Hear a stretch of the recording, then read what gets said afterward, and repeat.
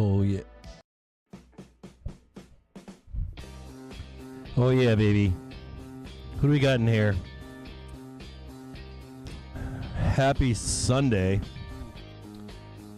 What do we got going on? I got echo again.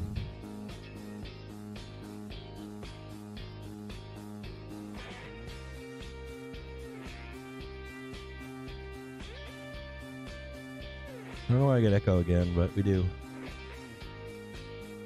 We get some echo this morning.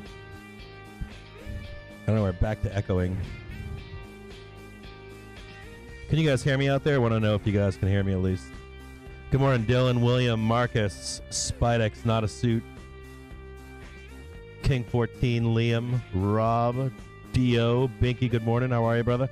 Good to see you. Marcus, Danon's here, right on. Let's see what else we got going on here. I got an echo right now. Hope this echo doesn't last. Gary, unexpected visit. Mel, Yellow, Patrick, Missy, Jan, how are you? Ravi, San, Gary, Tomas, Little Jeep, Sue, your wife's boyfriend. What's up, my brother? Chaz, brother. Sorry I didn't get to call you back yesterday, Chaz. Ricky T, Mikey, I got options. Nin, Jeremy, Jose, Marcus, Sue. Whole bunch of people in here. Sparky's in here, right on. Chaz is in here. Fisted's in here. Jasmine, Chayton's in here. MK. We're going to switch it right over. We're going to get right into it. Oh, wait a minute. Hold on here. Because we got a lot to talk about today. Give me a quick second here. I'm going to try to make sure I got this right here. I got some wonky stuff going on. Audio monitoring. Check 1, 2. That's much better. Can you guys hear me out there? Just let me know. It's 4 a.m. in New Zealand. Oh, yeah, dude, Tesla Wolf is here? Fuck yes. I shouldn't have sworn in the first 5 minutes. I'm going to get demonetized. Brian's here. Griffo, I got to talk to you, brother. This is your video, man. I can't believe Griffo is up and watching us right now. Hell yeah, Griff. Good to see you, brother. Can't believe everybody's showing up this morning. You guys can hear me okay? All right, good. We got a lot to talk about this morning. I'm going to try to keep this. So this is what we're going to do. We're going to start. I poured myself a whiskey today with some bitters and some rouge and some cherries and some stuff like that, but I haven't had a sip of it yet. So I don't, oh, wait a minute. Hold on 1 second here.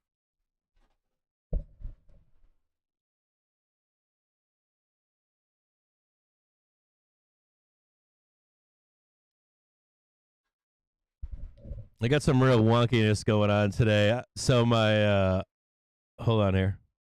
See if I can get I got some real wonkiness going on here. There we go.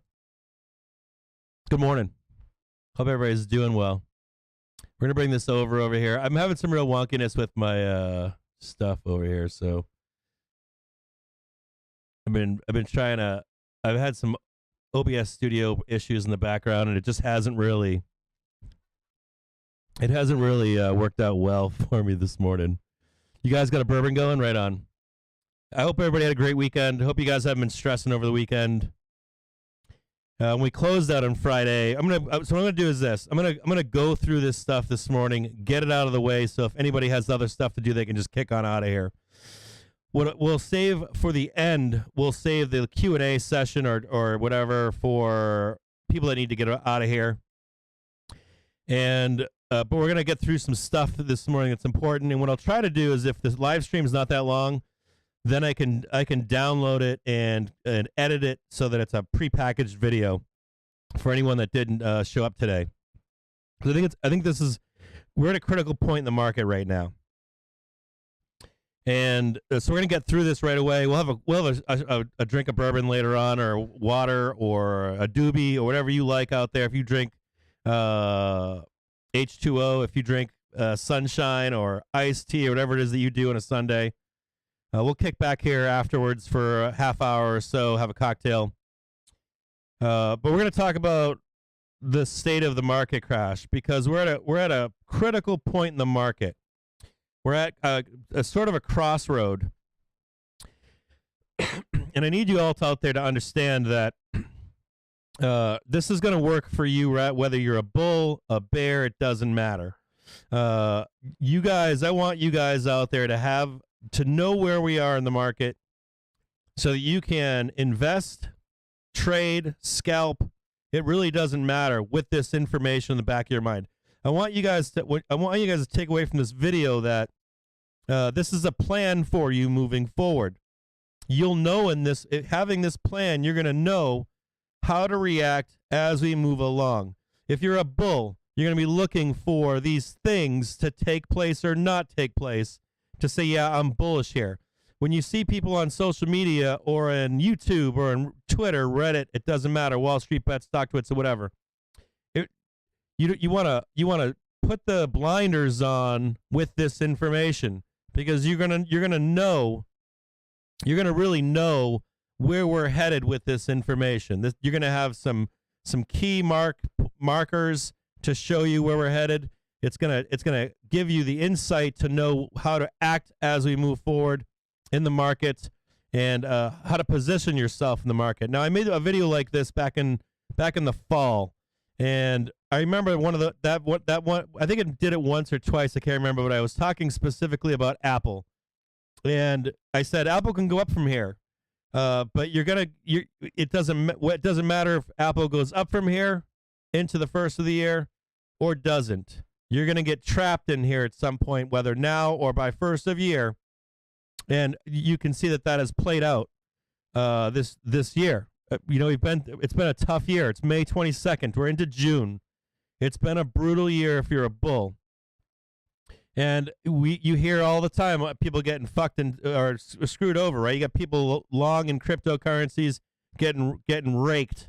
You've got people that are long the market that didn't protect themselves, and they're saying, I'll just ride this out, right? I'll dollar cost average, all these things. So this is the second video. This is an important video for you. I'm gonna edit this video later, and I'm gonna have people reference this video for the next 6 months, so that you can see where we are. Even then, you can go back to this video and see if we had made certain milestones or broken through certain levels. Now, when I made this or when I set this up this morning, for some reason my computer had a volume profile program up and running, and my computer's not happy with it this morning. I don't know why. So to turn that part off of the video this morning, I will post a photo of the nodes for you so that you can see it later on. I'll post it onto Twitter so you can actually see where the real nodes are in the market. I'm just going to tell you where they are right now, okay, at some point. Now, starting off this morning, we're going to get started here. We're going to get started with don't fight the Fed. And there are two faces right now to Jerome Powell. I want you to know that Jerome Powell is going to break the market. He is going to break something. He doesn't care what he breaks, but he's not going to stop raising rates or QT or anything like that until he breaks something. Now, I talked about how I some of you out there, I talked on the phone and I say, it's the Wild West with cryptocurrency right now. The government wants in on it. If you don't know anything about this, right, a store of value, go back and watch a Hunt Brothers documentary on silver and what the government did. And like in 2007, 2008, we had a housing crisis. I think that might be the trigger. It may not. We may have some hedge funds blowing up here for when the market breaks. We might, but my thought is, and the rumor mill is on the street, is that there's a big bank that is over leveraged in the crypto space, and a bank's going to fold over this. And he's not going to stop raising rates until he breaks something. But I also think that there's a second hand to this, that he's closer than you think he is in ending raising rates. So my posit is that the market crash is going to be faster. And I also think it's in two parts. And we'll get into this later, how it's in two parts. We're going to lay it all out for you. But I want you to, if you're a bull out there, if you're a bear out there, I want you to know that he's not going to stop until he breaks something. Now, my thought process is that he's going to only raise rates in June. I think once June is done, that's it for raising rates. I think we're done for this part of the cycle, this part of the market cycle. You'll be shocked to hear that, but we have to get to some certain numbers for that to happen. And I think it's going to be sometime in June. I think it's sometime in June you're going to see capitulation from a large institution. That'll be the break point for the market. And I think they'll stop raising rates at that point. That'll be your last 50-point raise for some time. And we're going to lay this all out for you today.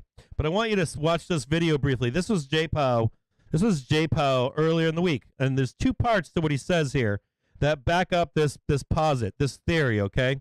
That he's going to break something, right?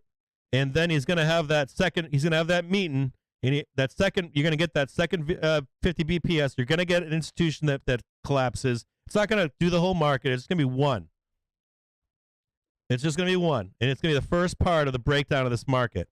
So we're going to watch the first part of this video right here together.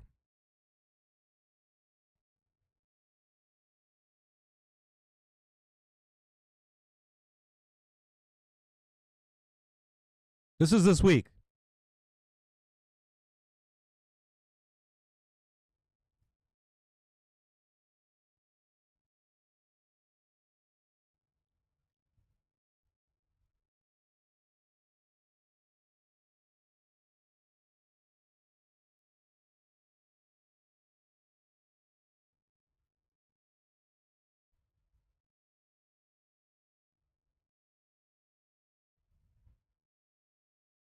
Now, just that part right there, I want you to understand out there if you're a bull. If you are a bull, okay, do not fight the fucking Fed. The Fed is saying that they are going to continue to push, all right? They're going to push. Now, this means they're going to break something. In my view, they're going to break something.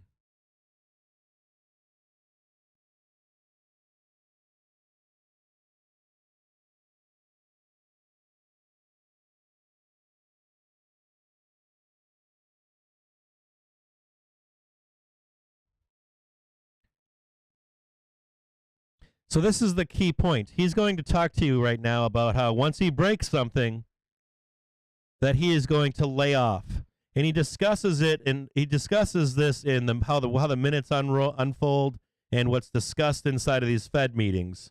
And this is his out now. I want you to see that he has an out, and it's probably in June. You'll probably find this out after the June meeting well, I don't think it's July. I think it's August or September. You'll see that. You'll see the minutes get released for June, or excuse me, I don't know if it's June or it'll be in July. But you'll see the minutes released where that 50 VP. They don't announce the minutes right away after that FOMC. But once they do, you probably find that it'll be announced that they're not going to raise rates anymore, and you'll probably see the market down substantially at that point.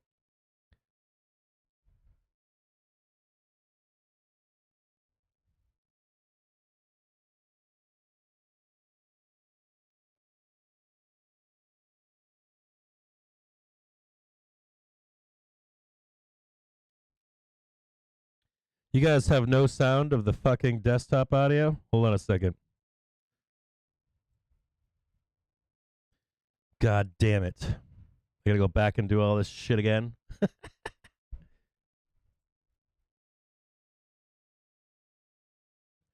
See if I can go back here. Can you guys hear that now?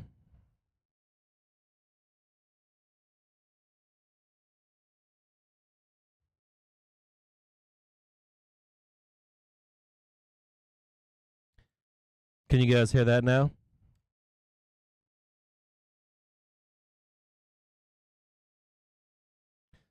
This fucking OBS is fucking killing me here. Tell me if you can hear him now.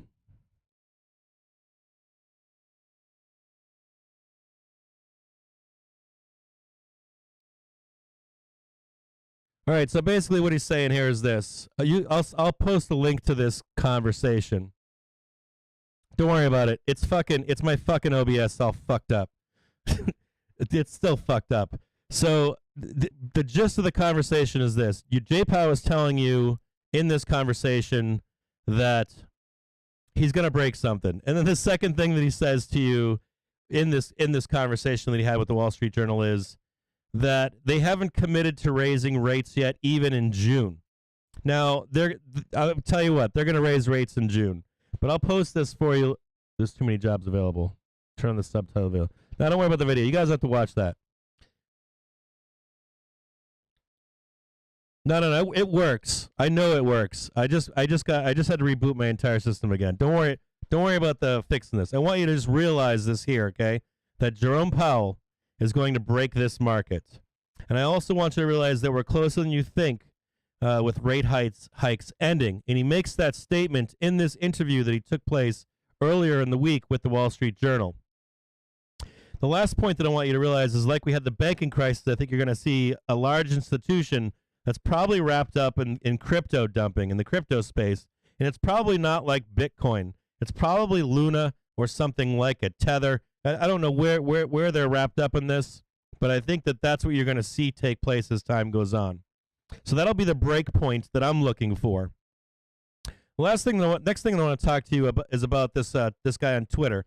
His name is Cuppy. And I want to talk to you about what Cuppy, I think he posted this on the 14th of May right here. So we're going to move over to what Cuppy had to say. And you've always heard me talk about when we put together a bad week, a bad month, and then we start to stack bad months into a bad quarter, the recovery from that takes longer. You actually see that every year. You even saw it in 2021. We had a bad summer. In 2020 and 2021, we had a bad summer, a bad fall. And you saw the recovery took longer as we stacked up weeks and months. We're coming into the Q2 end, the end of Q2 in June. And when you start to stack up bad quarters, one bad quarter, two bad quarters, the recovery from that takes time. Not 1 week, not a month. You start to take multiple quarters to actually recover from that. So we've had 2 bad quarters. You could be looking at another 2 bad quarters to 4 bad quarters. You're turning in a recovery of just 2 bad quarters into a year and a half on the back end of that, right? So you're talking about not even coming back until possibly 2023 summer, which is a lot of time in between here and there. And Cuppy had something to say about something leading into this last week. He said most hedge funds have quarterly liquidity, right? The redemption notice period is Q30 or Q45 days. Q1 was a miss for most funds. Q2 is a bloodbath. You're not allowed 2 bad quarters. Notices have been showing up all week. The big bulge will be from tomorrow until end of month. The big bulge, he's referring to banks here. And what his point that he's trying to say is that you had hedge funds that had to liquidate last month, and now this month you're going to get big banks that are going to have to liquidate, not only have to liquidate, but actually possibly front run liquidating their positions in the market. And he writes, he goes on to further write that PMs are in denial. These are portfolio managers are in denial. These guys have had long relationships with LPs, and LPs are just putting in the notice as a placeholder, right? Quote unquote placeholder. So this is what we want to talk about with front running. You'll start to see front running heading into the end of May, right? So that you can get ahead of any of these placeholder, these notices of placeholder heading into June. So if you see the boxes being stuffed now or previously from hedge funds, and if you start to see big banks come in, you're going to then see what would you call it, almost like a panic move from portfolio managers that want to come even by end of quarter for that bad Q2. PMs think that if things bounce, maybe redemptions get rescinded. Everyone is pleading and in denial. No one knows their real liquidity. Even if you know your outflows, you don't sell today at what you think is the lows. Imagine selling the low and having it bounce on you while you hold cash. You'll end up just screwing the LPs that stay in because they have no exposure to the bounce. Right? Your CAGR is toast. You wait. As we get closer to quarter end, the selling will pick up. Everyone wants to go flat. That's a key point, right? Flat on the last day. Because we're going to talk about June 30 OPEX. We're going to talk about June 30 OPEX and end of month in June and the options market and how that relates to where we are right now. So the last thing is at least have a tracking error, but that is impossible for liquid names, impossible for big funds. The selling there has started. It will be a crescendo. I'm amazed at all the fuck twits retail baggy setting up now to fade this move. The real selling hasn't even started. Can we bounce? Sure. That's what Monday's looking for. We're looking for, right? We are massively oversold. Waves of margin calls ended Thursday. This is a trading market for the buy the fucking dip crowd, right? The week before quarter end, the bid wanted situations in small cap will start. My stinker bids will get laughed at. Do you know what stinker bids are? Stinker bids are very much like spoof bids, spoofing the market. It's when you put really, really low bids in the market, hoping that they could get filled. Let's say you put a bid down right now at 3,200. You've got hedge funds that'll put these bids in right now to draw us lower, and you've got people in the market with bids down at 3,600, 3,200. My stinker bids will get laughed at, then spanked. The liquidity isn't there in these names. The cleanup in large cap is the last few days. Remember this. If you like big tech, right? I'm being patient, right? We haven't had a real redemption cycle in anything but energy in a decade. Guys forget how it goes. Many PMs are dealing with this for the first time since 08, 09. They forget how it works. This is a key here if we get any kind of aggressive selling heading into June for that bad quarter. And at the same time, you got to remember, you've got PMs out there that are thinking, you know what, I'll make it up the second half of the year, right? I'll just say, fuck it, we've lost Q1 and we've lost Q2. This is gonna extrapolate into where we are in the market as we continue this talk. So keep this in mind, what Cuppy had to say. I also want you to know here that our closing on Q1 was 451.64. I'm going to show you where that is on the chart later, but 451.64. So Cuppy's saying here that portfolio managers are hoping for that, not only for that bounce, but that saving of Q2. So you need to know if you're a bull. Well, if we're going to save the rest of the market, that if we get a bounce on Monday, that where do we need to end June 30th? 450 on SPY at least. That's 451.64. I think it's 45.30 on ES, and I think SPX is I don't remember exactly where ES is, but I'll show you this in the chart in a little bit. Now, the other conversation that he's talking about in here is large caps. He's talking about knocking the legs out of the major players, right? The Teslas, the Apples, the Microsofts, the Googles, right? And we've already seen that begin to happen. You've seen it here on Tesla. You've seen the legs get knocked out on the majors over here, right? You're seeing that take place right now. You're seeing the legs being knocked out of Apple over here, right? As you start to see this nice rejection above here, I want you to see that you see some large caps have not participated in the swift sell downs the past week specifically. Tesla's a prime example. You saw Facebook go down slightly, but not quite like Tesla did. So there are some majors that haven't gotten whacked yet, like Netflix, like Facebook. So what you'll end up seeing is you'll see the majors get knocked out, and then you'll finally see the S&P 500 get knocked out. It'll be the last to go down. There's still a bid, believe it or not, in the S&P 500. So once you start to see these legs get knocked out of the majors, you'll start to see capitulation from people that have, or not people, but PMs that actually have money inside of the S&P 500, right? They actually own the S&P 500 for pension plans and 401ks and all that kind of stuff. The last thing I want to make a point here for is, where do the banks want to buy this market? So if you're just looking at the market overall, where do they want to own Tesla, right? Let's go back to Tesla real quick, and let's look at Tesla on a larger time frame here. And let's look back at 2020. This is March. This is right back here, March 2020, $72. People say it can't get down to $72, Cap. I don't know that it can either. I don't think it'll get down there. But I want you to see, maybe in 2 years it could get down there. I know you don't think that. $164 sounds better to me. Maybe $204, maybe $200 I'd put on there. And maybe in a year and a half, $200. And I'm going to show you how this plays out to get down there. I know you don't want to hear this. I know you don't. And I think it happens in two stages. I think you see this first stage down here into June. And the second stage of decline is going to take place into 2023, believe it or not. And they're going to knock the legs off 2 times.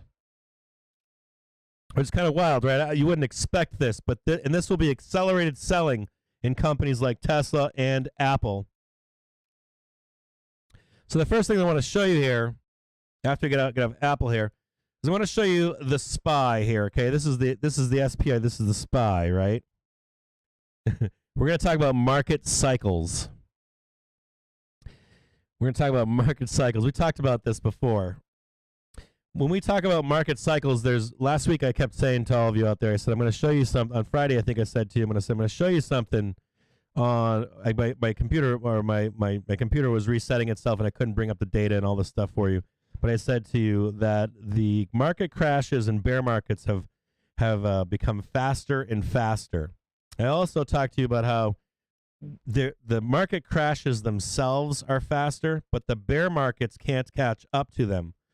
The advent of consolidation of interest between retail traders, banks, hedge funds, the dissemination of information is increasing, or the quickness of a crash, but then there are real parts of our economy that can't catch up. Old school, real business stuff. Shortages, inflation, those kind of things aren't affected as much by the information age. So without those catching up, those things aren't as compressed. Now, I want you to see where I've got these lines. You see this nice white line right here, this double white line right here? See this nice expanding wedge right here? You see these previous things over here, these lows? I want you to see this top up here, right? Pay attention to this right now, right? This is currently where we are in the SPY. Hold on here. Give me a second here. And then I want to show you this over here, okay? This is stock market cycles. This is the technical trader. I want you to see this same, you see this same expanding wedge here, right? This megaphone pattern. You see this top up here? You see that top? Right? You see the top of this? You see this right here? You see this rejection and a swift move down, right? I want you to see this where we are. I'm going to make this smaller here, okay? I want you to see this where we are right now.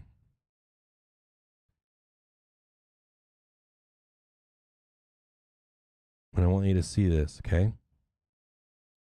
You see this right here? I want you to pay attention to this, okay? Will it trade exactly like this? Probably not. Probably not. But I'm gonna show you that real quick, okay? I want you to see that. And I'll post this to Twitter for you. The next thing we're gonna go back to is we're gonna look at the SPY back in 2000. We had a crash back then. This crash right here, right, was a long and drawn out crash. If you look at the time frame, this was March of 2000 and this was March of 2003. This was a 3-year, right? 3-year crash. It was brutal. It took forever. It took forever. It was brutal. It was a slow grind down. What do you notice about this, right? About when this happened, right? They had this one last nice higher close, right? They broke above here. I want you to see that, right? This is going to play into where we are right now. They broke up and above. It couldn't hold and then made another low. This would correlate, if we had a slow crash, this would correlate to a bounce on Monday that goes higher to, like, let's say it goes to 450, 453, right? 450, 453, we close at 435 to 450. Maybe we don't close in the high for the quarter. Close just under 453. Close just under it, right? And what do? This is if this was right now. Pretend this was right now, right? We'll hit that just under that 453, and we're gonna start a cycle that goes down for 1 to 3 years. Probably not 3 years. I bet you it's sped up maybe to a year and a half or so. This would also be something where we go higher, let's say this week, next week, and then we actually get down to 360 in June. Then we rip back higher, then we get down to 320, right? We start going down and down and down and down. This is 2008. This is a fast crash. See this last relentless decline? We just did this, right? But this is a smaller time frame in here, right? See the smaller time frame that we have? And you notice that the counter trend move, right? We have a counter trend trade that everyone's expecting on Monday. This is one where it fails lower. We don't actually get up to 450. We probably don't even get up to 430. We're probably getting up to like 410 or so, 415. And it's an immediate reversal. What would set this off? We've got the Fed minutes coming out. We know about that, right?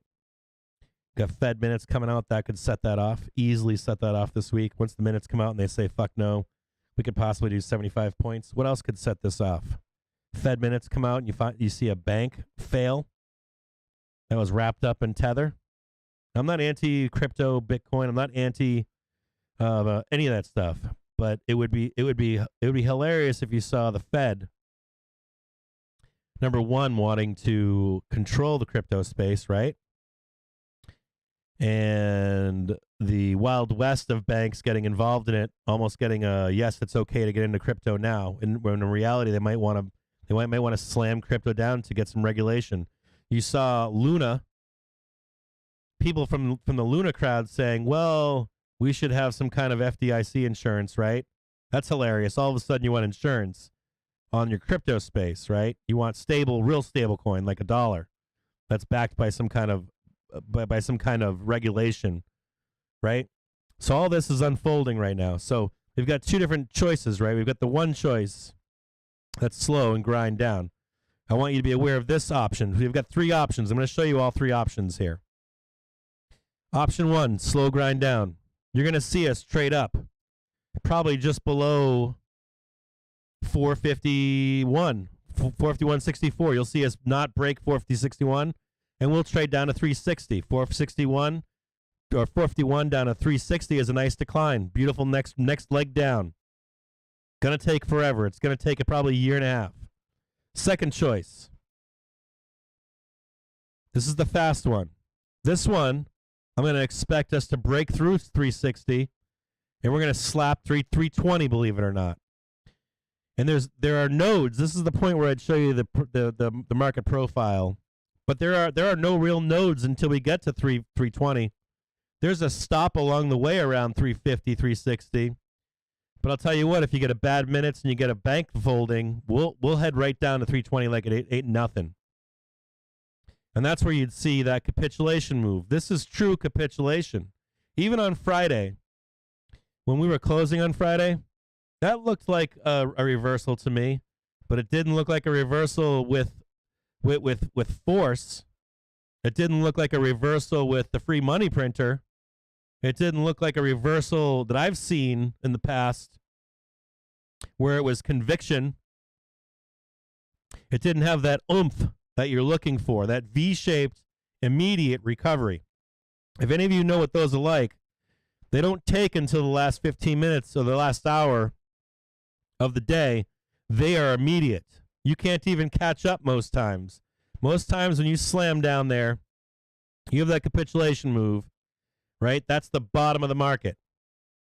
When you guys talk about where do the banks want to buy, we already know where the banks want to buy. I can tell you where it is. It's where they started over here. This is what they buy. Capitulation, panic, anger, depression. Like, we don't even have this yet. This isn't retail down here. These are banks. And they're going to take it back down here again at some point. It doesn't matter if it's in June. It doesn't matter if it's in 3 years. But that's what they're going to do to you. I promise you that. Now we're going to go back to the S&P 500 and how this relates here. And we're going to get down to the nitty-gritty here.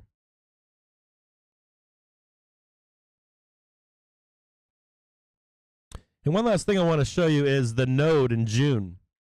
I want you to see, you see this right here? This is June 17th. This is 30% of the put gamma in the market. 30%. June 17th. Now, do we get down there? Then most of it's at around 360. Do we get down there June 13th? Maybe. Close to it. Maybe June. Maybe 360-ish. But we could even have a lower low just after it. end of June before July 1st. That would also coincide with maybe the Fed coming out and saying, oh no, or the minutes coming out and saying, well, we're not going to raise rates any longer. And that's when you'd get your snapback trade, your trade higher. Now we're going to go back to the SPY here. Let's go to back to the 1 year once more. And how that lines up. And you can see that 360 down here, right? We could trade up here, get rejected around this 410, right? If you see a rejection above here at 410, 415-ish maybe, you'd see that swift move down to 360, 350 here. But if we get any further bad news, you'd see a plunge, believe it or not, down to 320. I will post the volume profile to show you the real nodes on the market where the real supply is, or excuse me, the real demand is. And the demand is at 320, not 360. These are the stink bids down here at 320, like Cuppy was talking about. The first big node is at, or medium-sized node is at 350, 360-ish. But the real node is down below it. Actually, it starts at 334. It's like 334 to, let me fix that up. It's like 334 to 320, somewhere in here. And I'll post that on Twitter for you later, so you guys have the volume profile actually show it to you. Now, if you get the Swift 2008 knockdown, you're going to be expecting a relief rally of some kind, right? I've got, what do I have on right now? I've got on Strangle for 400. I've got a Strangle to 400 and 380 in case we start to actually just capitulate on Monday. We have a market crash on Monday. My Strangle actually is up here too at 400 to cover both sides. But I'm going to tell you that today I probably expect us to go up on Monday. I'm going to expect, though, this. If you see a rejection anywhere in here, 415, 420, if you see a swift reversal in the market, and we'll go there right now, right? If you see a swift reversal in the market, this is your swift reversal. I'm going to show it to you. If you see your swift reversal, and things start to get nasty, right? If things start getting nasty in here, if you start to see something like this up here, right?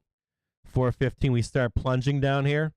No reason not to see 360 by June. Sometime in June. There could even be a bounce in here. We could take it to June 23rd, June 30th. So any kind of swift reversal, we're heading down there. FOMC minutes coming out soon, right? Swift reversal time, right? Next thing I want to talk to you about is this is that 451.64 up here, right? Look at that. Isn't it amazing how that coincides on that larger time frame? That 451.64. Let's look at it again. That big old fat line that I showed you earlier, right? 451.64. I talked to you about earlier. See that topping? See that head and shoulders up here, right? Notice how this is the Q2 right up here. This is Q2. Got to be above here at the end of June 30th. Have to. So if we let's say we don't have this swift reversal here, and you want to start getting bullish, right? You're going to be looking for something like this and then a trade higher. We can take that trade higher. But if we take that trade higher, we're still not bullish yet. We're still just trading into June. For all you bulls out there, we're still just trading into June for this trade here. If you see this trade here, the only second thing that you could posit would be that instead of 2008, you're getting 2001, 2000. That's where you're going to get a rejection here, and you're actually going to trade. Let me fix that up for you. You get something like this, and you trade down to 360 or 350. It'd be something like this here instead. Now, the horrible part of this is your next trading zone. Your next trading zone, you'd start trading 4,000 down to 360, and you'd staircase lower as time passes. And this would probably take a year and a half of just down markets. Does that make sense? So your first option is rejection, slam down to 320, and this would mark the Fed after June 30th telling you we're not going to raise rates anymore. This is the not going to raise rates anymore. I believe this, that the Fed is going to stop raising rates here. And I believe that we'll have a further decline in the market as we move down over time. I still think we'll get the further decline, but this part of the trade is done at this point. See this down below here? I want you to show you this. This part of the trade is not done down here. This second action, right? You'll see the first action end, and once we get down to this 320, we will make all-time highs once again, and we will then make a further decline down, and we'll actually tag this back in or sometime in 2023. Okay, so be aware of this as we move forward. So you get the first two paths done, right? We already know the strikes that we're looking for in here, right? We've got, hold on here. We already know where we are here. We got 405. I think it's 415, somewhere above it. But anywhere from 400 to 415, you're looking for rejection. Your next rejection point is up here at 451.64. This is a firm line. This is firm. June 30th. June 30th. You're looking for that in June 30th. The dragged out bear market. If you want to also know in the dragged out bear market, if we trade down on that dragged out bear market, let's go back to that 1 year. If we trade down to that dragged out bear market, I'm going to snap a line here. It's going to be 364.82. Right there. 364.82. I'm not going to do this right now, but you get the picture. It's if you want to keep it in 2001, 2001, where it's the long drawn out crash, you'll see, let me clear this out. You'll see the trade up, you'll see this fail, and you'll see us go no lower than 364.34 in 2022. We'll trade sideways the rest of the year and down, and then next year you'll see us go down below 364.34. Anything below this 360, and it's going to get nasty. So keep this price target in mind right here. And I'll post these charts. I'll post these charts with some text down here to show you what you're looking for as we trade forward. The last the last thing that I want to show you is if you're a bull. See if I can get on a 6-month chart. Let's say you're a super bull, right? You're like, yeah, I'm super bullish, Cap. You are not only looking for, we beat this area here, we beat this area here, right? You're not actually truly bullish. Stop that there. Until we break above all-time highs and hold it. Now, I don't think you're getting that. I think you're crazy if you think you're getting that. I think that's so far out right now of a chance. Because if we do get even close to here, they're going to continue to raise rates because you're not taking them seriously. You get what I'm saying? You don't have the free money printer anymore. You've already spent 6 months dumping this market. Don't believe for a second that right here, the bank said, oh yeah, we're all getting on board down here together. We're going to kumbaya, and we're going to ride this up together. Don't ever believe that. The banks are going to take all their money back and start over once more. See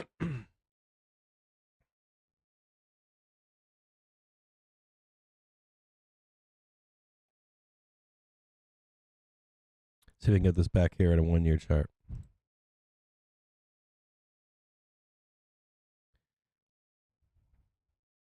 So my expectations, I want to give you this too. My expectations for Monday, I just want to be clear with y'all. I am pretty bullish on Monday. My expectations are that we're going to be bullish. We're going to probably open up probably around 405 and make an attack for 410 if I had to guess. See what you guys are talking about in here. Let me scroll through. The Fed is just about done. They cannot take rates higher. Book it. I agree with that. I think they're going to take rates to about 5%, somewhere in there.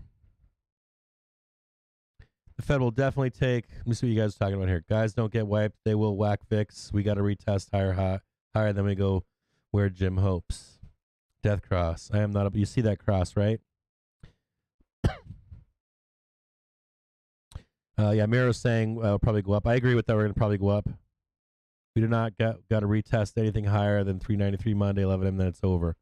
Elevator channel. 400 Monday is top of main channel where there's been like 6 reversals.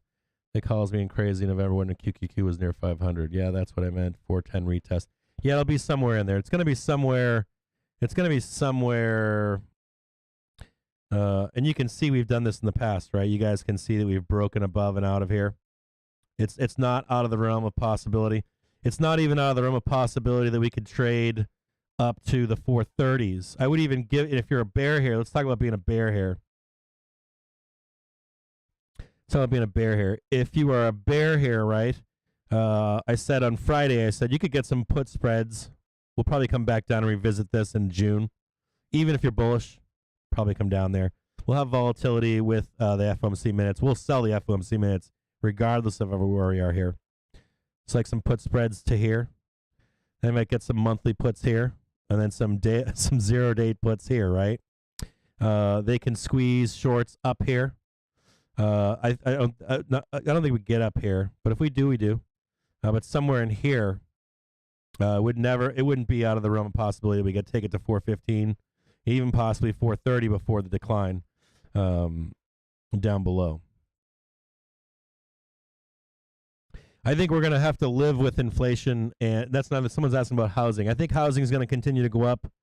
I think that inflation is going to stay with us. I think shortages are going to stay with us.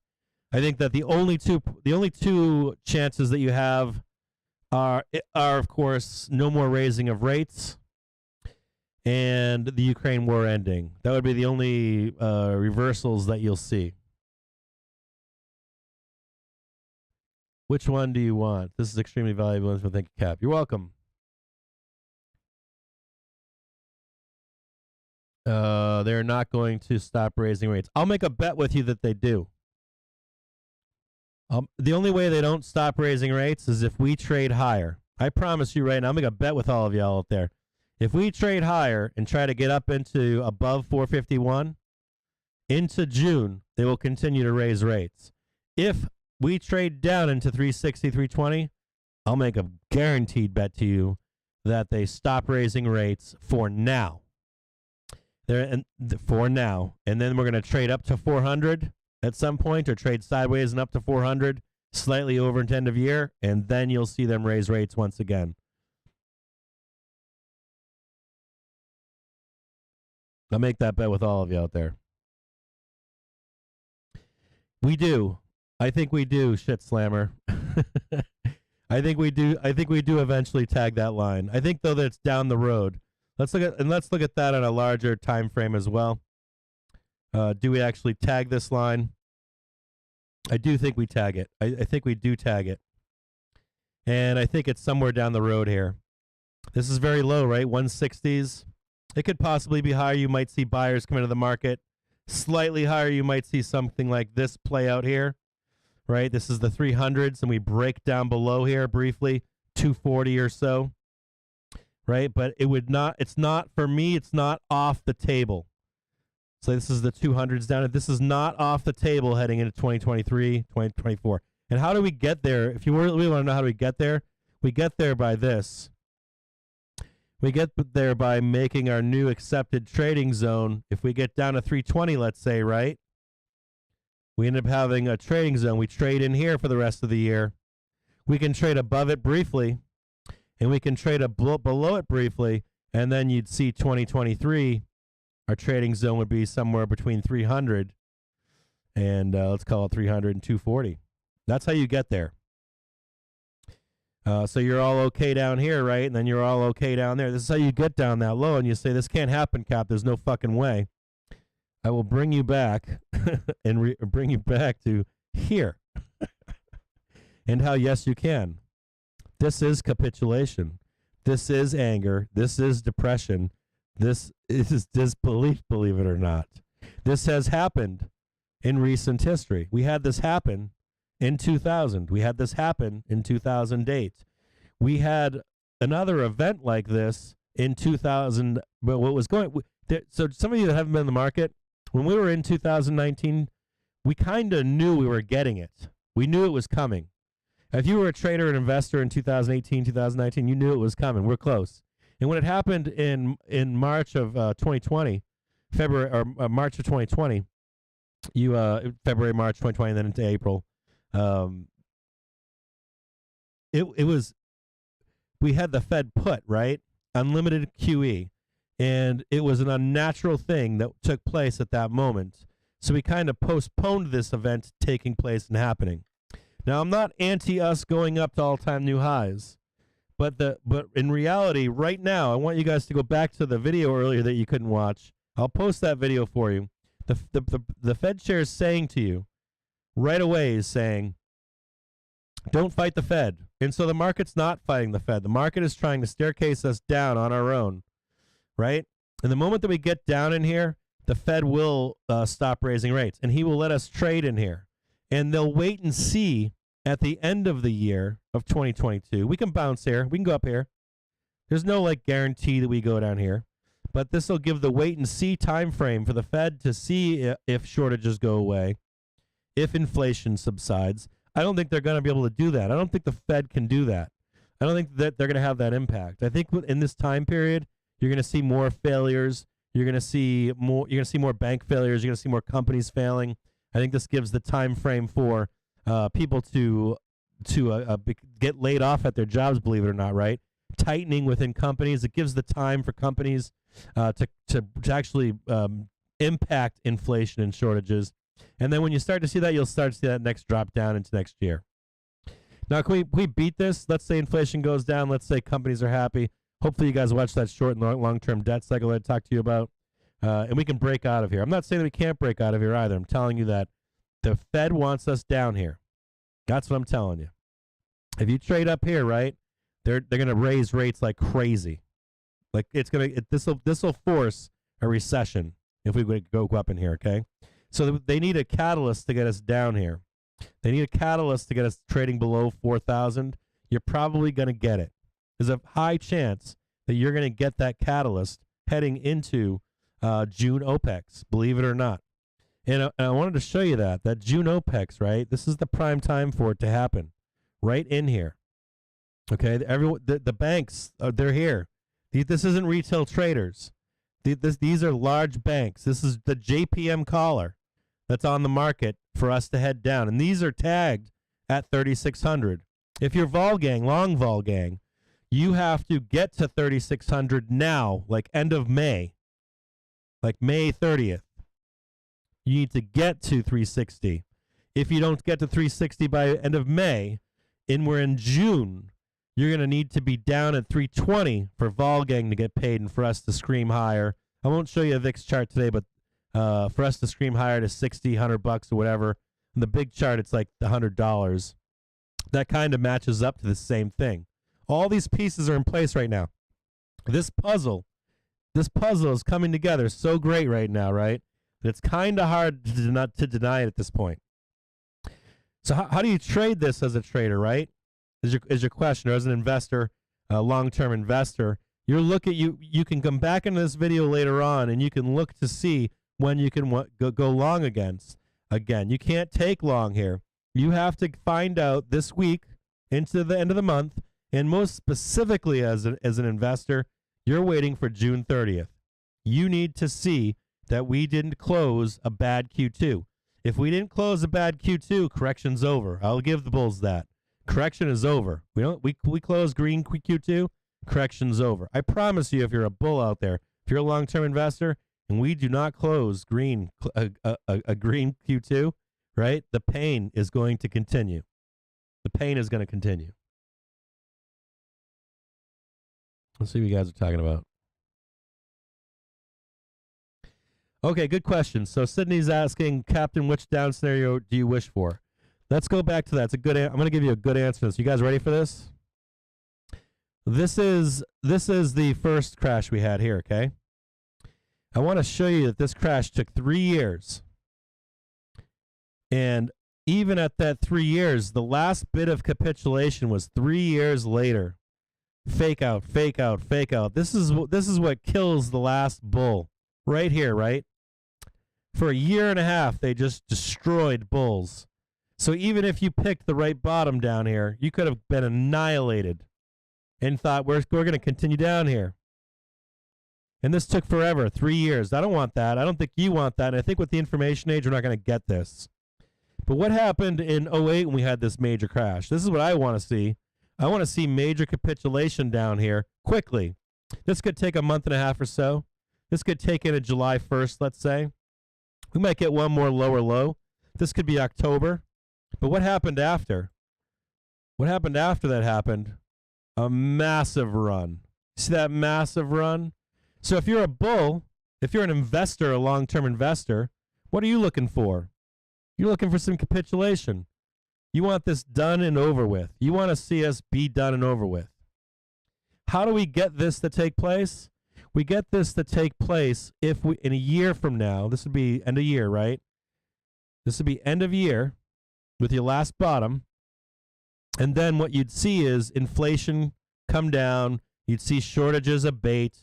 You'd see companies give better forward guidance on their Q1, 2, 3, 4 or their next year 2023 guidances, and then you'd see this move higher. If we have not abated inflation, if we've not abated shortages at the end of this year, you're going to see us continue down, believe it or not, into 2023 and 2024.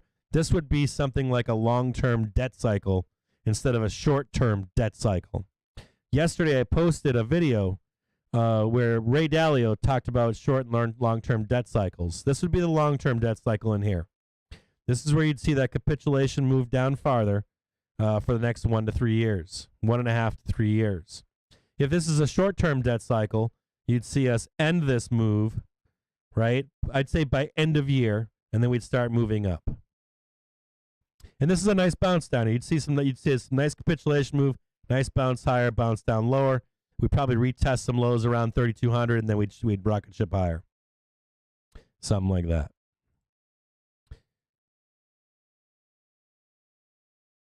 And history doesn't repeat itself, but I'll tell you what, man, it's pretty fucking close to some extent. And I'll tell you what, if you want to look at market structure, this is what it looks like. If you guys are looking for this market to go up and be done with it, you need some catalysts, and we don't have them right now. All right, so let me look at your comments right now. Is BTC the same as SPX? No. How are my UVX calls? So much knowledge. Yeah, thanks, little Jeep. Okay, so if you guys, so that's the macro view for you guys. Today's a Sunday. I want you guys to understand that this is a macro view for where the market's headed. I want you to have these not goalposts, but these markers on the road, what you're looking for where we should be trading to next. It doesn't really, if you have this information, it doesn't matter if we sell down and have a Black Monday on tomorrow. It doesn't matter if we trade up to 410 in reverse, you'll know where we're headed. If we trade above 410, 415, you know where the next stop is, right? We're heading now towards that 451 for end of June. If you see us break above and close Q2, you know that everything is over. You already know that if we trade higher to all-time highs, that the Fed's going to continue to be relentless in raising rates. You know that if we trade down to 360 or 320, that you could probably put a fair bet in that the Fed is not going to do any more rate increases after June. You'll probably get that in the minutes of July, in July at some point, right? And they'll let the market trade inside that 320 to 400 zone. They'll wait and see again, right? You're back to that wait and see phase. Are we in a short-term debt cycle, long-term debt cycle? There are no catalysts for us to go up without the Fed changing what the Fed is, what J-Powell is saying. I want you to be aware of that. I also want you to know that there are catalysts in the market to take us there. I want you to understand that there are catalysts with what's going on in the crypto space, that there are banks that are over-leveraged in the crypto space. I want you to realize that they're already cutting the legs off of the major players. I want you to see that these things are in the market right now. I want you to see that there's a huge node, or no, not node, but but expiry of puts in June, coming into that June OPEX on the 17th. I want you guys to know that the internals of the market are different than what you think are actually happening. We can chart this out all day long, but there are actual internal market internals that say otherwise. There are magnets for us to be pulled down into the OPEX of June. And then you just look at market structure, where we are in the market. Now, can there be this big, like, once in a lifetime we rip to all-time highs and we just go crazy? Sure. But I don't think it's before at least a short-term capitulation move. I think we're on the wrong track here with, hey, we're going to go to all-time highs as of this Friday. We can, and I'll trade each level as we do. I'll trade it to the right every day. You guys know that. And you guys know where to trade these levels as we move forward. But I do want you to know about this 360 level, 364. I want you to know about the big node down at 320. I want you to know about where we need to be at end of Q2. I'll actually type in some verbiage in here so you guys know what levels you're looking for, the major levels as we trade forward. I do want you to know that my take on this is that it's going to be 2008. If you want to know what I hope happens, I hope we have 2008. I really do. I hope that we have a huge capitulation move. It gives some breathing room to the market. It gives breathing room to the Fed. They can stop with the negative Nancy stuff. It gives a chance for us to not be looking over our shoulders. I mean, how many of you guys out there, girls out there, men out there, women out there, them out there, how many are you tired of looking over your shoulder? How many aren't you all just tired of that? I can't buy anything in this market. You know what you can buy in this market right now?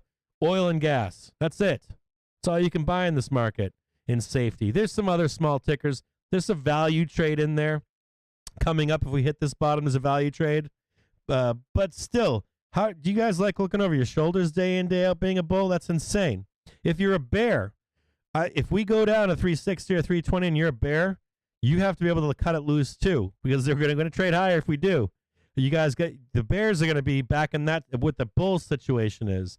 They're going to have to wait at that point. It's not going to be down to 360, 320, and then we're going to bloodbath it down to 150. Mike Burry can suck a dick. That ain't happening. That shit ain't happening in the next 3 months. I'm sorry. It's not such a far tail risk. It's like a 1% chance of that happening. So even the bears have something to look forward to in the short term if that happens. But at the same time, they know they have to pack it up at that point. Statistically and probability wise, the probability is that they would have to pack it up down there as well. I love wheat too. I love wheat. Good morning, everybody.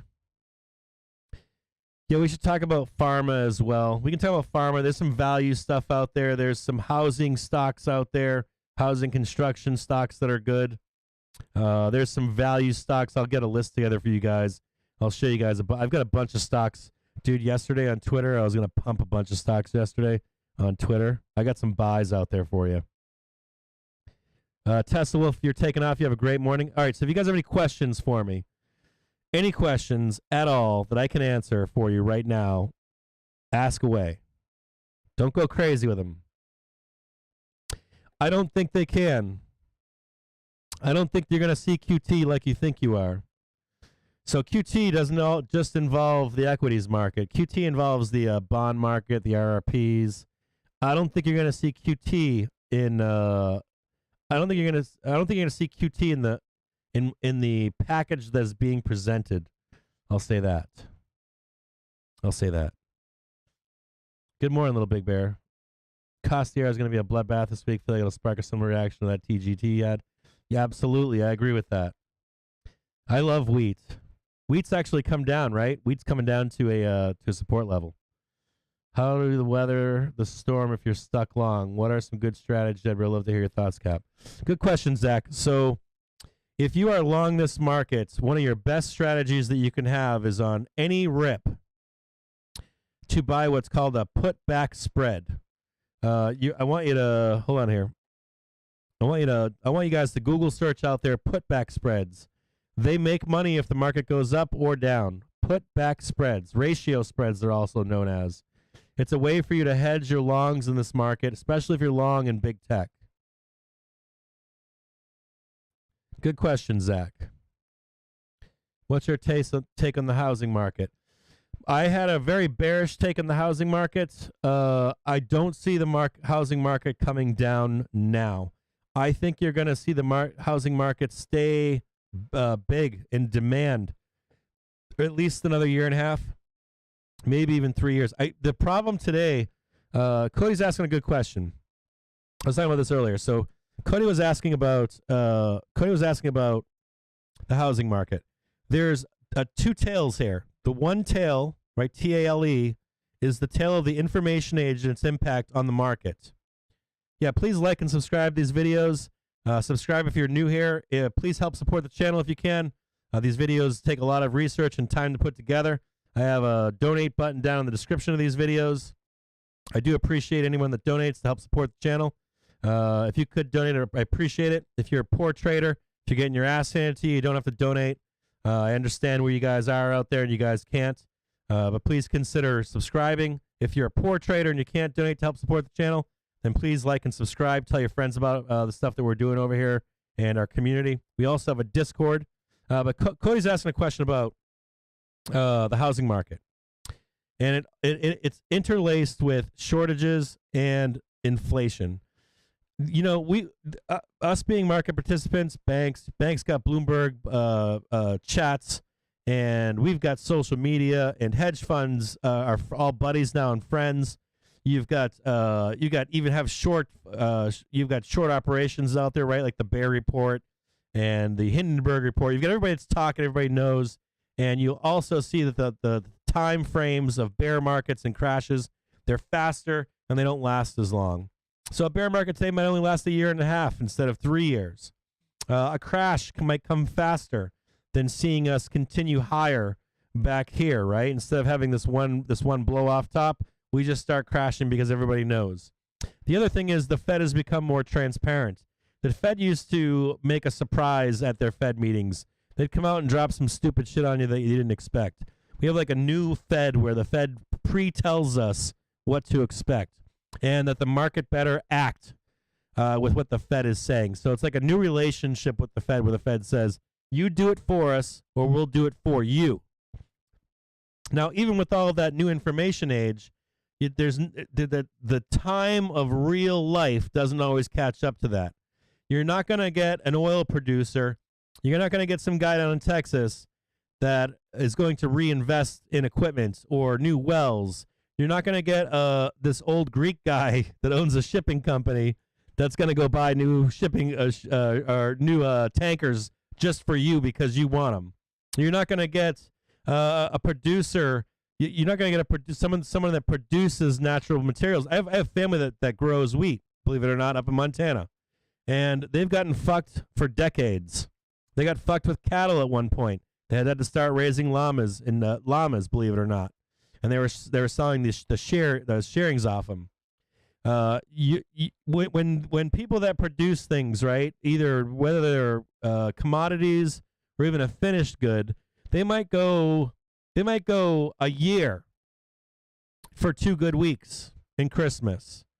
They might go a decade for 1 good year. So they're not going to flip around just for you because you're eating bonbons and you're driving your Tesla, and you're in your house with your air conditioning on for this demand spike for you. Because then the back end of that, the moment that goes away, they're left sitting on depreciating equipment with their thumbs up their asses. So that part of the market cycle, we're not going to have as much impact on. We'll shorten it, but not like the information age and how quick we are having sell-offs. You saw it in March 2020. We had a capitulation move then, right? We had a market crash that was deep and steep. It was fast. It took place over a short amount of time, and you're going to see the acceleration of what we can do, what the market can do, what the Fed can do, but you're not going to see it from real people. So if you're asking me, do I think that the housing market? My initial thought was, yeah, the housing market's going to crash. But I had to rethink that thought process because the information age is distorting when the housing market should actually come back down to reality. That's probably not. We're probably not at that stage. It's probably a year and a half down the road, 3 years down the road. It's farther down the road. It's a very good question, Cody. Would you buy monthly Tesla? Would I buy monthly Tesla pulls? I don't buy Tesla puts. I don't short Tesla. So I'm not going to answer that question for you. Do you trade live regularly? Where? I have a live stream every morning, Monday through Friday. Well, most mornings when I can do it. And I trade live with everybody. Any thoughts on gold and silver? No. You guys go back and just watch the. You guys have to fucking go back and watch the. You guys have to go back and watch the Hunt Brothers. That shit is so manipulated. Fucking. Yeah. Do I think gold can come up? Sure. I don't trade gold anymore. For that reason, I love. I'm not saying it's not a bad. If you're into gold, so be it. I can't be in it. I try to make money in the S&P 500. It's simple. It's easy. It's consistent. What fuel the Fed have after capitulation? The base Fed rate was 6% in 2008, 0.75% now. Yeah, I think 5% is about right. I don't know what UVX calls. I'd have to see what they are when you bought them, how much you paid for them. I'm interested in this delivery with gas prices pump. Will it be effective? Hey, anytime, Cody. What about the market breadth indicator? Oh, you donated? Right on. I appreciate it, Ergo. I appreciate that. How about if a crypto country blows up, like, say, Venezuela add-on effect here? I don't know. Maybe. Sure. Rec real estate. Yeah, if you look at, I'll drop some real estate tickers for you. I'll put some up on the at Captain's Alpha on Twitter. Do I think the VIX can explode this week? Only if we go to 360 before June. Yeah, that's right. JP Morgan is silver's nightmare. Comment on Tesla split to new factories. Ergo. Yeah. I'll post the list. List of splits. I'll post a list of what happens post-split to most companies. They go down. Like 95% of the time. TLT. Good question. David's asked about TLT. Yes, I think there's a whisper in the neighborhood saying, I think there's going to be a bid in bonds. Yes. They have to put their money in the market. They're not going to put it in the equities market. They're going to put it in bonds. I'm also, though, still afraid that TLT, if we do have that capitulation move into June, that even if bonds go up next week or two, next 6 weeks, that you still see TLT get whacked if we get that last capitulation. So, yeah, you can trade TLT. I'd rather just trade the SPY than trade TLT for the next few weeks both ways. But, yeah, you could. But I would be the one thing I would say to you is just like Target just like XLP getting whacked. You saw XLP get whacked last week. It would not shock me to see TLT get whacked if we get a huge leg down in the next 5 weeks. TLT moves up, you miss the trade in S&P 500, and you have to stay in that trade for TLT for one good print. Meanwhile, you can get kick-ass prints in the SPY. And then if TLT gets whacked once more with the market fear, there'll be panic in bonds as well. So I don't know. Like, I like the TLT trade under normal circumstances. I don't like it right now, for me personally. But I can understand someone wanting to take that trade. What else you guys got? Shame. I'd have to do this off stream with you to find out what's up, where you're at. Any thoughts on this GameStop squeeze thing? Are you talking about MOAS with you talking about MOAS is going to come in the next week or two? I got to be honest with you guys out there. Some of you guys have known me a long time. I was in the original GameStop trade, and I'm not talking about where these documentaries say it started. I was in that trade in like December, months before March when all the retail traders were at home. I gotta tell you guys, when the first time when they shut it down, right? I want to warn you guys out there. If you guys go back to when VW did this in Germany, they put protections so that it wouldn't happen again. I want you to know that the system is built for you to lose. And if you pull one over on the hedge funds and the banks, You then have to find something new to get one over on the hedge funds and banks. So can you have a situation like what took place in December into March, April happen again? Yes. Does it happen with GameStop? More than likely not. Does it happen the same way as GameStop? More than likely not. Are there going to be squeezes in GameStop? Yes. There'll always be squeezes in GameStop because there's sharks in there. There's other banks and other hedge funds. It's a playground. But do you see the MOAS? No. You don't. I want to warn you of that. I think that the chance of that happening is about 5%. It's very low. And you have to understand that these rich, fat, old fucking white guys, once they find out what you got over on them, you have to do something different. Think about it like this. Think about like magpies, right? Or crows, right? You know that a crow, if you are nice to it, it remembers that. If you're nasty to a crow, they'll remember that. Banks don't forget. Hedge funds don't forget. This is what they do. These are the smartest guys in the room. So when you beat the smartest guy in the room, right, they not only write it all down, but they play that game with you as a retail trader. So do I think it's going to happen again? I'm gonna tell you, man, like probably not. They actually, GME is now part of a basket of risk-on stocks to squeeze, played by hedge funds and banks. It's a part of a package of risk. So when you see it squeeze, oftentimes that is actually a part of a program of a hedge fund and a bank. It's not really what you think it is. Do I have a price target for RK and growth? Seems like they have been declining less these days. That's a good question. Let's talk about RK real quick, Brian. I want you guys to understand that I want you guys to see something. I'm going to do something with you real quick. Let's have a drink real quick. We're going to talk about something cool. Let's have a toast. I haven't had a drink today. Let's have a toast.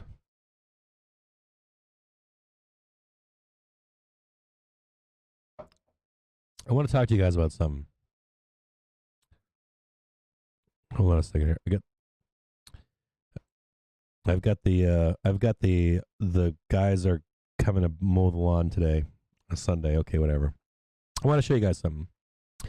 If a stock peaks, okay, let's say this is the peak. All right, let's do this better. Let's do it a better way. We have the accumulation phase, right? We have the belief in the thrill phase, right? Oh, wait a minute. Hold on here. This is a cool thing. This is a cool thing. All right, we got boom, hope. We got optimism over here, right? We got belief over here. We got the thrill of the ride over here. And then we have euphoria. Okay? You guys all tracking along with this? The accumulation, let's say RK. You have that topping pattern over here, right? And you start to have these steep declines over here.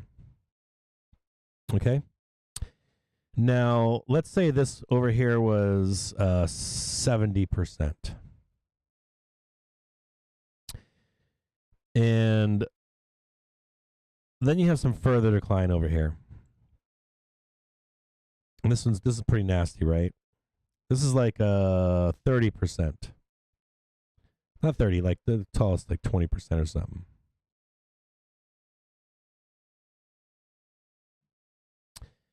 And then you have like your last 5% over here. And your last 5% over here. Now, this initial decline right here, if it were to swing higher, it doesn't take that much for it to come back, percentage-wise. It's all-time highs, 70%, not so bad. When you're down here, right, for it to come back, it's like 200, 300%. When it's down here, and you're like, hey, look, you're like, RK came up 5% or 30% or whatever. The returns that you need back here, believe it or not, right? This is like 200%. This is like 400 or 500%. You need the stock to come back 500%. This last part down here, it's like 900%. So let's say you held this all the way down and you didn't have a putback spread. You didn't have some kind of hedge for RK. And if it continues down here and you just hold down, let's say you hold this from the peak to let's say peak to trough. Let's say you got in here and you're up here in RK and we're finally way down here. You're going to say to yourself, holy shit, it's going up, but we've got years ahead of us. And you start to realize that accumulation phase in RK, even if it doesn't crash and burn or even if Kathy doesn't go bankrupt or whatever, you're just talking about like no failure in Kathy Woods, no failure in RK. Even then, you'll notice then that what it takes for you to not just make it back and then become profitable again, after all those years, you're going to get fucked. So there are some strategies. There are some strategies to counter this by buying the dip all the way down. But the one thing I want to warn you is that, if it recovers, what it takes for it to recover is insane. You can't really call a bottom. I think I have. You can call bottoms, but or places to add and look to see if we continue higher or if we roll over and go down. But I do want you to realize that as we go forward with RK, that if you're just long, you shouldn't be. You should be hedging your longs in RK. You should also, if you want to buy the dip all the way down and hedge, I think it's probably the best program for RK or any other ticker or ETF for that matter. You should be well hedged, and you should also buy significant areas, right? This is a significant area here. 360 is a significant area, 350. 320 is a significant area, right? We know down here is a significant area. Probably one right here too, right down here at 280, 300 is a significant area. So you can do all that all the way down. If we trade higher from here and you've been hedged all the way down, if you trade to the right, then you'll make money and accumulate cash for the turnaround to come back. Thank you, Binky. Let's talk about market breadth indicator. Let's talk about market breadth indicator. Let's look at the market breadth indicator. We should see a bounce here. And we always do get a bounce here. I want you guys to, well, you know what? I'm going to save the market breadth indicator from the video because I've gone through it on crashes, on what you need to do on the market breadth indicator. You guys know that I've told you that when we have the market breadth indicator, even if we go down here, let's say you bought your call spread down here, even if we were to sell off, we'd come back up if you put enough time on them, right? I told you that. So I said if we're down here, the market breadth indicator's at 0, even if we have a market crash, if you took them for like a month and a half, 2 months out, you'd still see a V-shaped recovery at some point that would pay those out to you. I even showed you the crash I showed you the crash in 2020. I showed you the crash in 2008 and 2000. Those crashes, it still bounced back, but the times it would have lost if I didn't put enough time on them.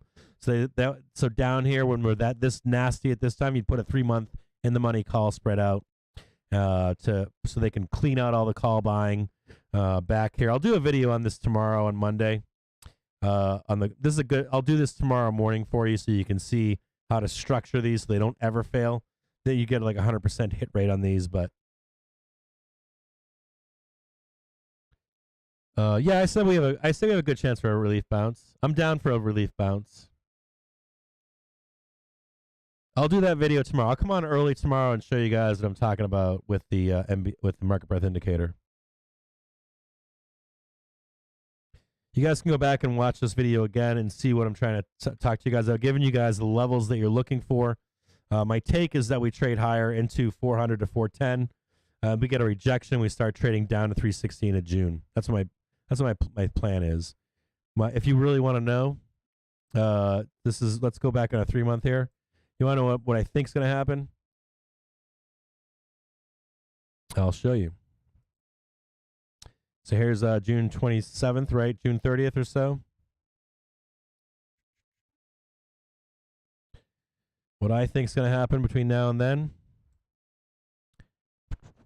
Something like this. There it is. Something like that. And it could go up here. It can come up here. I think it's something like that. I think that's what you get coming to you. I think that's what's planned out. We could go down here now, but if this is the only way that the VIX prints, the VIX won't print this. We'll get well hedged all the way down there. But it's something like this.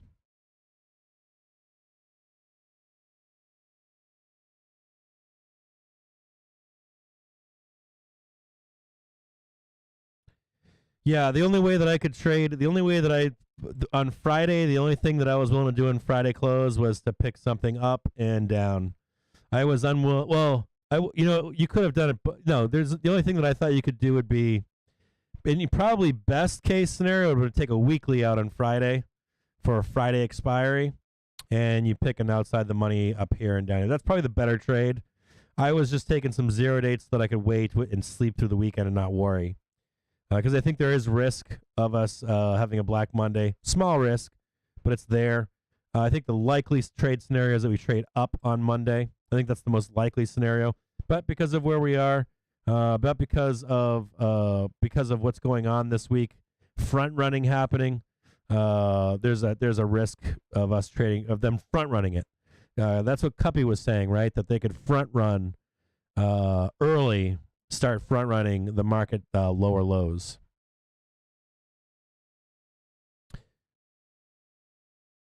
Okay, so I'm gonna get off with you guys today at this point. I hope you guys had a wonderful time with me. I appreciate you guys showing up on a Sunday with me.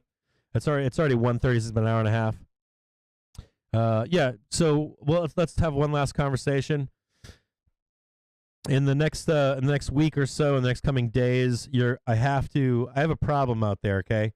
The time and the cost of producing this content, I'm having issues with payment processors. I'm being forced into some kind of a paid plan. It's still donations, but it has to be where there's an exchange for specific things. They don't like the tipping. I've explained this in a previous video. We're going to switch the system here. It's going to turn into something where you're either going to get like the Discord will be free, but to get trade the news, the options flow, and the live stream most of the day is going to have to go behind some kind of a monthly donation. And then I'll do a live stream that's open to the public in the mornings, and probably a Sunday stock picking thing with you guys, or something like we did today that's free. So you get like a free morning show, let's say 8:30 to 9:30, and then like a Sunday show. You'll still see me post on Twitter. You'll still have access to @CaptainsAlpha. You'll still have access to the Discord.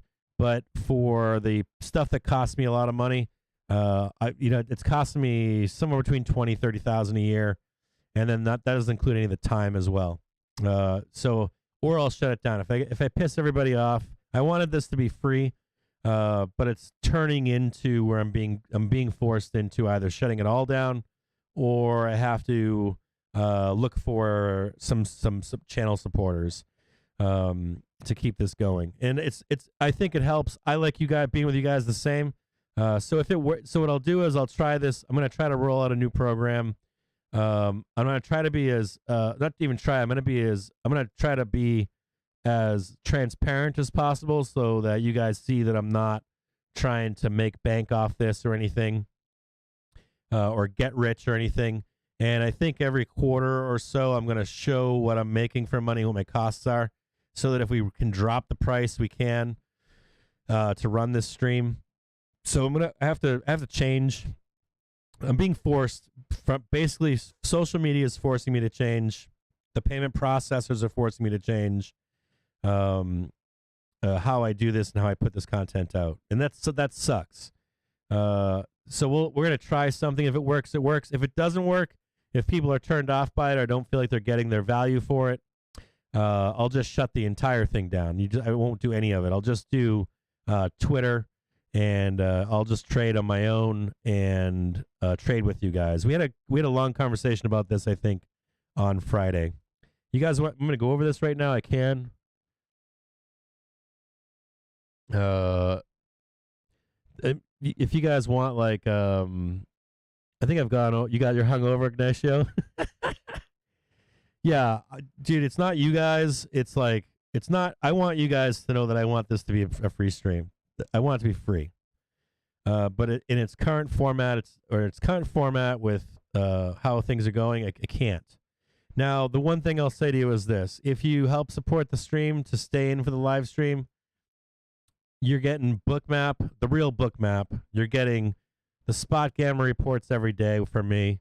You're getting Bookmap with Hero Indicator. That shit's all expensive as fuck. This isn't the this isn't the Thinkorswim Bookmap with one report with reports from just one from like the New York Stock Exchange. I get 3 to 5 stock exchanges with that information. You get the Hero Indicator. You get you get me giving you the interpretation from Spot Gamma. You're getting Trade the News. That shit's like $400 a month. You're getting Options Flow. That shit's like $150 a month. Like and then you're getting to trade with me every day. Dude, I'll tell you what, you guys can go out there and pay for a class, and it doesn't teach you. If you're with me every day for a year, you're going to learn more trading with me every day than you're ever going to learn with any class that you could pay for. Just by us trading together. Me listening to you and what you're thinking, you listen to me, what I'm thinking. I don't think you can get that value right now. I don't think that Meet Kevin can give you that value. If you guys had me just making videos at nighttime, if you guys had me out there, it's dated information. Shit changes often and overnight. The last thing too is this: if you guys really do you guys really want me to sit here and pump a stock, and it goes up for a month or 3 months, and then placate you as it goes down? You know, a lot of those streamers out there, it's not all of them, but a lot of them. They suck you in as a new trader, and then it's like a bad relationship, right? It's like a bad relationship. You get sucked in, and then you start losing money, and then it's a bunch of doom, right? They do the doom shit with you, right? Market crashing because of this reason, so you get pulled in, and then as you get beaten up, they're there to console you. I'm not that guy. I'm there for you. I'm here for you to make money in this market. Day in, day out, week in, week out, month in, month out. I used to do stock picks. I can show you guys how to pick. I've shown in the past how to pick stocks when they're being accumulated. You know this accumulation phase. You guys don't like catching knives over here. I usually have great stocks for you guys to pick that are in the accumulation phase over here. I know when to get out of them. You guys. It's weird. This weirdness started in like 2020. Like this really fucked up thing started in 2020. It went on for 2 years, and it fucked up new retail traders.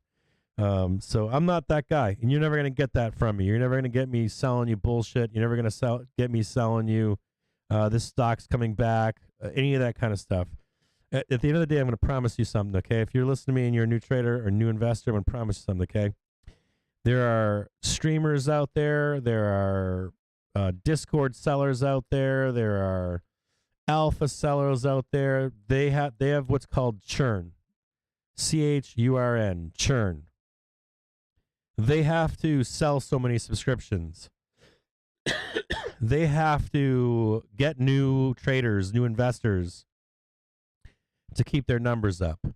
They have to have 1,000 people following them, subscribe to them, 2,000 people. They have to have constantly new people coming in because people get blown up all the time. If I'm pushing or pumping ARK or whatever meme stock that's out there right now, it's not those guys that do that shit. They're doing it because they know you're upside down in it, and they're doing it because they know you're going to tune in to listen to the doom. It's such a fucked up thing.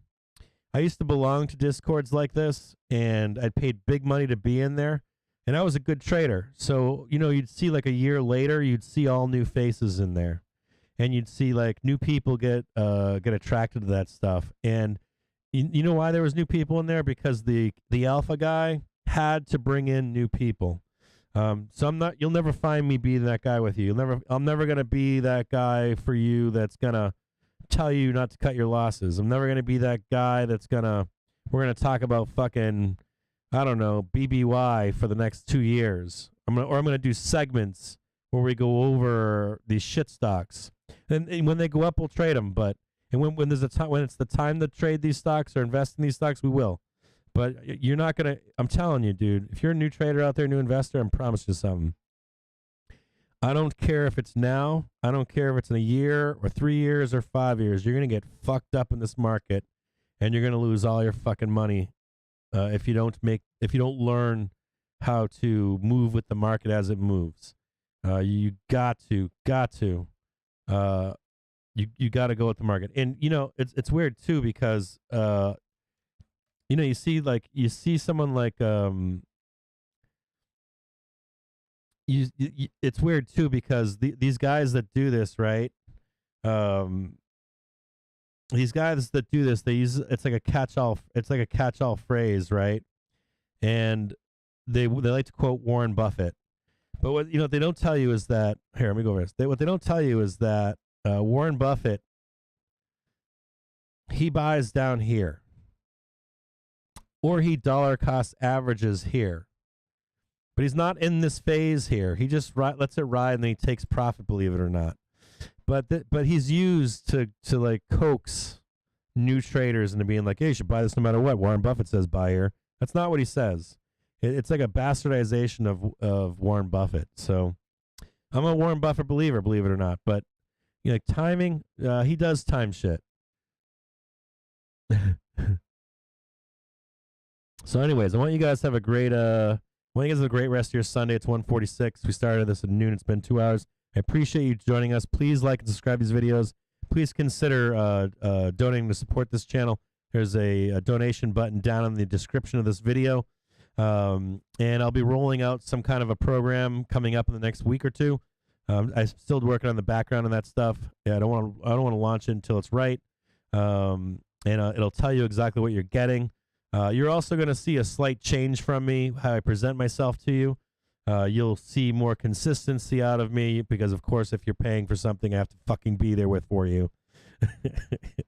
And then, what I loved about the previous format was I could come and go as I pleased. And we'll see if this works. We'll try it out for a few months, 5 months, 6 months. If it doesn't work, we'll just shut it down. We'll just go back to fucking around on the internet. If we shut the whole entire thing down, we'll just do it where I get on Twitter, man, and we'll just do it that way. It's simpler that way. It's easier that way. Everybody wins that way. But I want one last thing. The cost of this, I want you to think about how much money you lose in the market. I want you to think about how much you're paying for services out there. I want you to think about when you have losing trades, or look at your whole year P&L and how much money you've lost. Look at what you're paying for services for trades. I pay for trades, but if you pay for trades, I know you guys pay more than fucking $30 a month in trades. Fucking know you do. If you're not, you're paying for it in the order in the order flow selling. So stick around. We'll do this. We're gonna try to. We're still doing the challenge.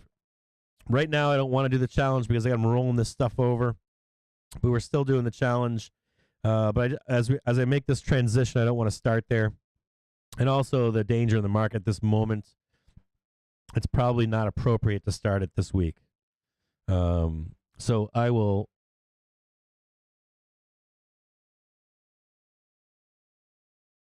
Yeah, I think you would. Yeah, I agree with that, Tegan. It doesn't have to be that complicated, does it? Dude, I'll tell you what, as a bull, one thing I've noticed as a bull is that it's easier, this market since January, it's easier right now as a bull to place a trade and walk away from it for a month and a half. I'll tell you the truth. With just the limit sell on your trade. You just go back down to your basement and come back out in a month or so. But the bears like tuning in. The bears love it. I've had more bears in this stream since the market rolled over than when we were going up. Bears love it. You guys all have a great day. I'll talk to you guys soon.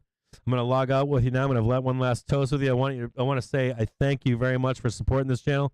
I want to say thank you for the Market Rebel for supporting the channel today. I want to say thank you to Heno for subscribing. I want to say thank you to MRM for subscribing. I want to say thank you to X for tipping.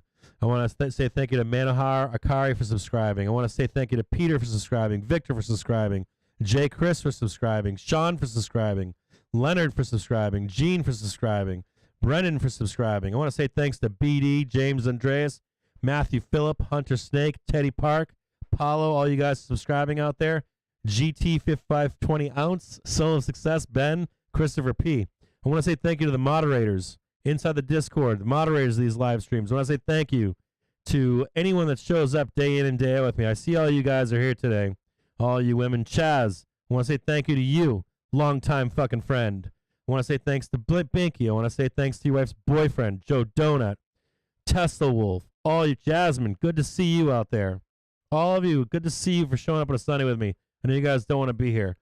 I want to check in with you guys. Wife's boyfriend, give me a shout. And give me a call. And Chaz, give me a call too. And I'm going to try to give you guys all calls today. And I'll check in with you guys. We'll look and see what happens in futures today in the opening, see if it's going to be a fucking bloodbath. We could even have a small pullback and then a face ripper tomorrow. If you don't see a blood, we'll talk about that too.